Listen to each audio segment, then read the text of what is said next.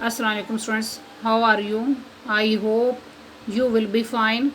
Students, today I will teach you English topic words followed by appropriate preposition. Students, now let us start sentence number 101. He was punished for stealing. इस sentence में word punished और preposition for को underline करें. Next sentence number 102. I hope he will recover from his illness rapidly. इस sentence में word recover और preposition from को underline करें. Next sentence number 103. The matter was referred to the headmaster. इस sentence में word referred और preposition to को underline करें. Next sentence number 104. I have great regard for your feelings. इस sentence में वर्ड रिगार्ड और प्रपोजिशन फॉर को underline करें. Next sentence number 105.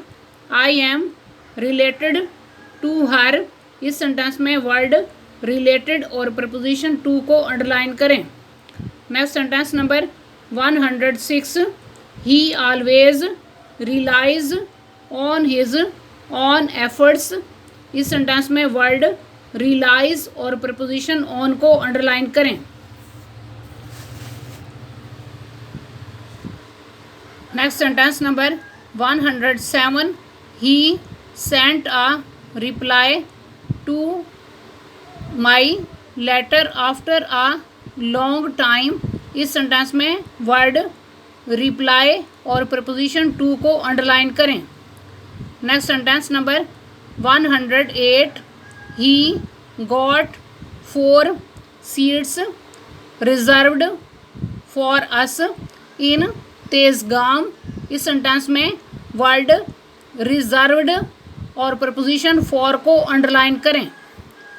Next sentence number 109. He has no respect for his elders. इस sentence में word respect और preposition for को underline करें. Next sentence number 110. He will retire from service next year. इस sentence में word retire और preposition from को underline करें. स्टूडेंट्स, आज का लेक्चर यहाँ कंप्लीट हुआ. I hope you will be understood this lecture. Okay, Allah Hafiz.